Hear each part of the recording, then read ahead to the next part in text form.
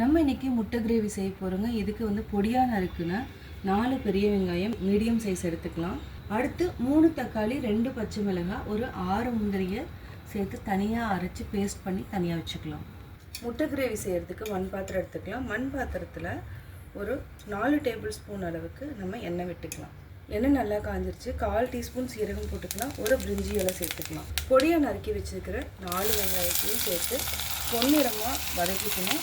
ஒரு முந்திரி, கருவேப்பிலை கொஞ்சமாக சேர்த்துக்கலாம். ஒரு 3 நிமிஷத்துக்கு லோ ஃப்ளேமில் ஹை ஃப்ளேமில் மாற்றி வச்சு வதக்கிக்கலாம்.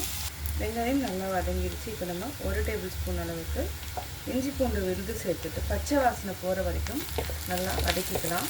இஞ்சி பூண்டு விழுது நல்லா பச்சை வாசனை போகிற வரைக்கும் வதக்கியாச்சு. இப்போ 1 டேபிள் ஸ்பூன் தனி மிளகாய் தூள் சேர்த்துக்கலாம். 1 டேபிள் ஸ்பூன் மல்லித்தூள் சேர்த்துக்கலாம். கரம் மசாலா விருப்பம் இருந்துச்சுன்னா சேர்த்துக்கோங்க. சீரகத்தூள் 1/4 டீஸ்பூன், பெப்பர் 1/4 டீஸ்பூன் சேர்த்துக்கலாம். சேர்த்துட்டு நல்லா வதக்கிக்கலாம்.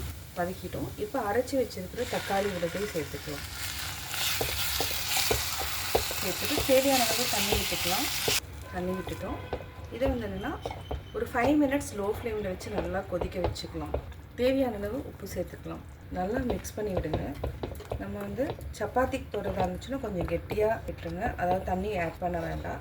நம்ம சாப்பாட்டுக்காக இருந்துச்சுன்னா கொஞ்சம் தண்ணி விட்டுக்கலாம். நான் வந்து இன்றைக்கி சாதத்துக்கு செய்கிறேன். கொஞ்சமாக தண்ணி விட போகிறோம். இப்போ நம்ம மூடி வச்சுக்கலாம்.